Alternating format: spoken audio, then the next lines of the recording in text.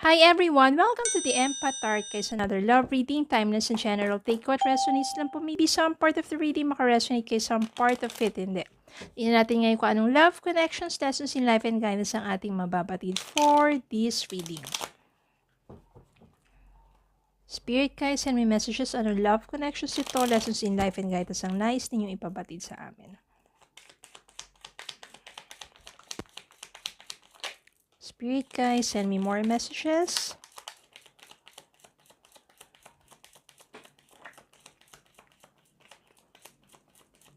Yan, ano love connections nito at mga aral at gabay sa buhay pag-ibig. Mga messages ninyo para sa amin. Two of Cups. Queen of Pentacles. Wheel of Fortune. Eight of Pentacles. The Hierophant. Star. Page of Cups and Queen of Cups. Lahat magaganda ang energy dito. Yan. Very positive at napakaganda ng energy. It only shows here that claim nyo na to. Sa hard work ninyo, ma-achieve ninyong abundance pagdating sa money, pagdating sa wealth. You will have a good fortune. At hindi lang yan. Okay, so bukod dun sa lahat ng pinaghirapan mo, lahat ng pagpupunyagi mo, kung saan nagfo-focus ka sa sarili mo, yung mga gusto mong abutin ng mga pangarap mo, negosyo man yan, karera sa buhay mo, o para sa pangkabuhayan mo, yung Eight of Pentacles dito means that you are very hardworking and you focus at nagkikreate yan talaga ng sabihin natin attraction ng mga blessings, ng mga abundance in life. Kaya naman, dahil sa kasipagan mo niyan, Queen of Pentacles, you will achieve yung abundance of wealth. Meaning yan, you will be financially free, hindi ka na maghihikaw sa buhay dahil alam mo, alam mong paghirapan yung isang bagay at makakamit mo yung resulta nito. Aanihin mo kung ano man yung mga pagod, pagsusumikap, pagtitiis na dinanasan mo, mga hirap.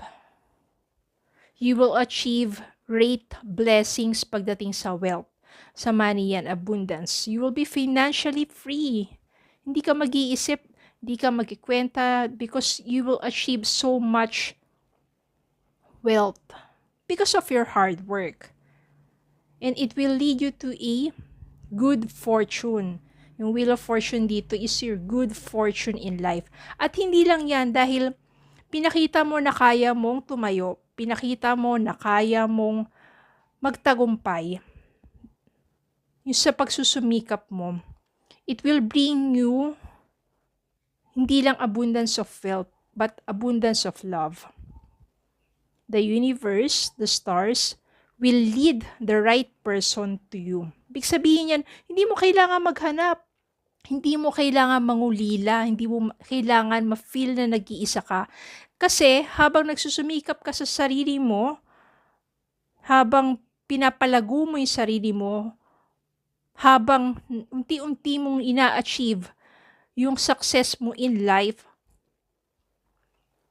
universe naman ang gagawa ng paraan para ilapit sa'yo yung someone who will take care naman sa puso mo. Kasi when you take care of yourself, ganyan po yan. When you take care of yourself, when you love yourself, hayaan mo na lang ang universe will send you the right person who will take care naman sa'yo. And yung Page of Cups dito meaning that there is someone truly for you. The stars, the universe will lead that person to you. Hindi mo kailangan maghanap. Ibibigay sa'yo ng universe yan. Sa tamang pagkakataon, sa tamang panahon. And you will love this person so much. Kasi nakikita mo yung sarili mo sa kanya at yun din yung hangad ng puso mo. Kung ano yung minamanifest mong love. And yung Two of Cups dito, ayan no, you are sharing the same feelings. And meaning nito talagang siya yung inilaan para sa'yo. The Hierophant means here that maybe it will lead into marriage. Okay, so after mo ma-achieve yung sarili mong success, there will be success in love naman. So you will have abundance of wealth or money. You will have abundance of love. Kaya ganyan lang po tayo, parang manatili tayong maging positibo sa buhay.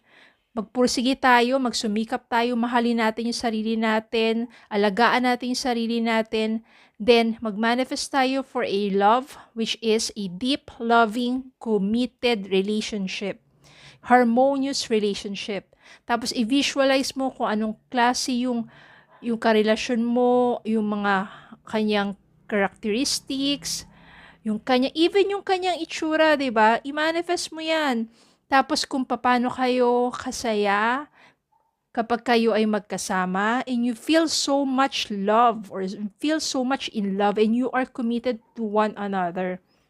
Ganun po kapag nagmamanifest, then go on with your work, go on with your day, live your life to the fullest, just be happy, just be thankful, grateful to love, and yung universe na ang bahala that yung person na minamanifest mo, universe ang bahala na gumawa ng paraan para mag-meet ang inyong landas.